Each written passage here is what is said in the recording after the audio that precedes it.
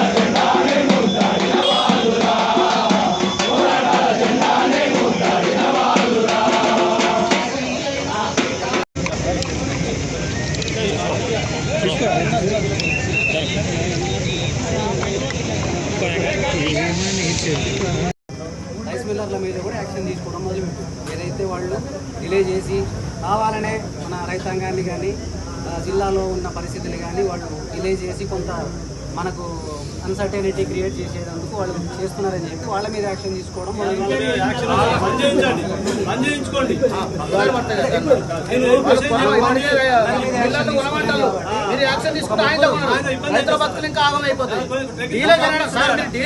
ఎందుకు డీలే అయిందో స్పెసిఫిక్ కారణం మీరు చెప్పండి.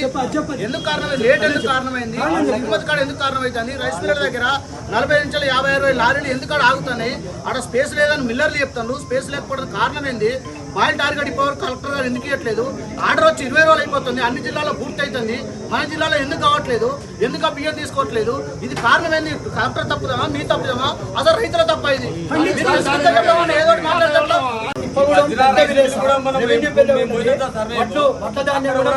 తర్వాత వాళ్ళు మాట్లాడు 75% పర్చేజ్ చేశాం లాస్ట్ ఇయర్. మీరు చెప్పింది వాస్తవమే.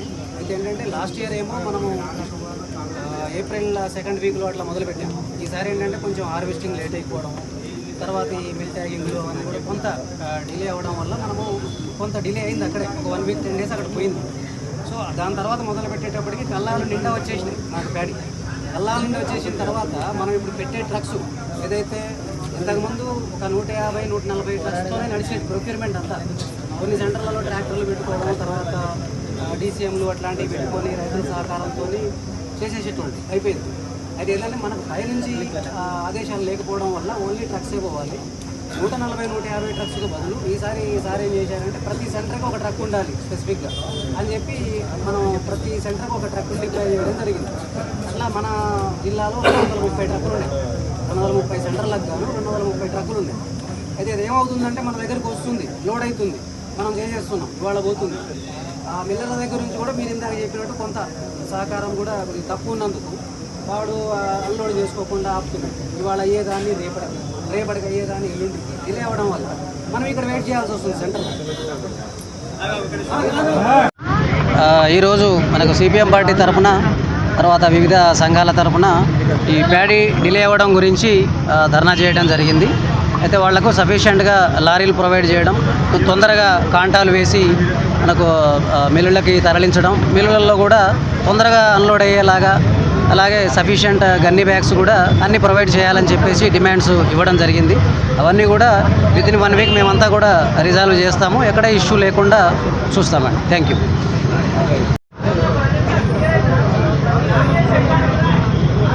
అందరికీ నమస్కారం.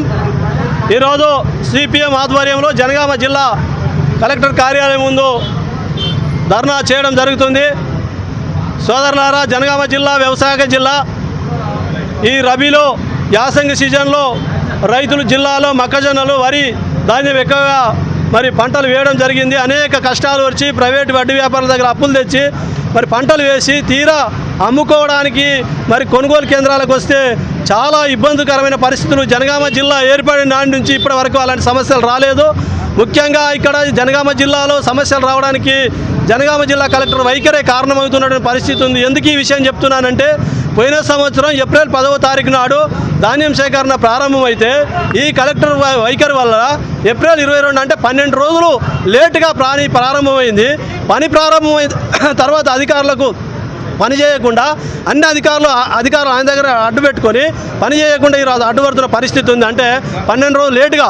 పోయిన సంవత్సరం ఈ మే 15 వరకు 80% ప్రొక్యూర్మెంట్ పూర్తి అయిపోయింది, అంటే ధాన్యం సేకరణ అయిపోయింది.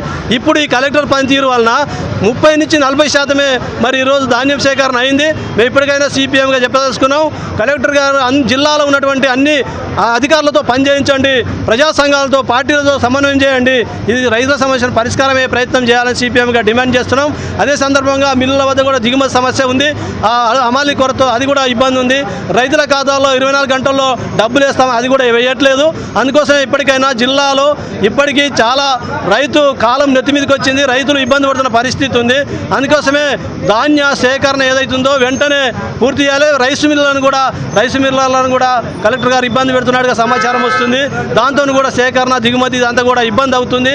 అందుకనే ఇప్పటికైనా జనగామ జిల్లా రైతాంగం మనందరం కూడా అడగాలి, ప్రశ్నించాలి, సమస్య పరిష్కారం అయ్యే విధంగా కృషి చేయాలని సిపిఎంగా డిమాండ్ చేస్తున్నాం. మేము సిపిఎంగా ఈరోజు డిమాండ్ చేసేది ఏంటంటే మొక్కజొన్నలు ధాన్యం ఏదైతుందో వారం రోజులలో సేకరణ పూర్తి చేయాలి, రైతుల ఖాతాల్లో డబ్బులు జమ చేయాలి, రైతాంగ సమస్యలు పరిష్కరించాలని మేము సిపిఎంగా డిమాండ్ చేస్తున్నాం. లేని పక్షంలో మళ్ళీ సోమవారం రోజున పెద్ద ఎత్తున పోరాటం చేస్తాం. ఈరోజు మా నాయకులు మరి అధికారులు రావాలి, మా సమస్యలు వినాలంటే రాకపోతే మా నాయకులు లోపలికి పోవడం కోసం ప్రయత్నం చేస్తే మరి ఒకరిద్దరు సిఐలు మా నాయకుల మీద దాడి చేసినటువంటి పరిస్థితి కూడా ఉంది. సరైన పద్ధతి కాదు. మేము ప్రజా సమస్య పరిష్కరించమని అడుగుతున్నాం. అధికారులతో మాకు పంచాయతీ అవసరం లేదని చెప్తున్నాం. అందుకని ఇప్పటికైనా రైతాంగ సమస్యలు పరిష్కరించాలి, లేని పక్షంలో పెద్ద ఎత్తున రైతాంగ ఆందోళన చేపట్టాలని హెచ్చరిస్తున్నాం. అతి తక్కువ సమయంలో మీ వ్యాపార సామ్రాజ్యాన్ని పెంచుకోవాలనుకుంటున్నారా? తక్కువ ఖర్చుతో ఎక్కువ పబ్లిసిటీ చేయాలనుకుంటున్నారా? అయితే ఇంకెందుకు ఆలస్యం? మీ జేఎన్టీవీ తెలంగాణ ఛానల్లో అతి తక్కువ ఖర్చుతో ప్రకటనలివ్వండి, అత్యధిక లాభాలను సాధించుకోండి. వ్యాపార, వాణిజ్య, పాఠశాలలు, వైద్యశాలలు, హోటళ్లు, వస్త్ర దుకాణాలు, అన్ని రకాల వ్యాపార ప్రకటనల కొరకు సంప్రదించండి. మా ఫోన్ నంబర్స్ 8558288081, 9247896607.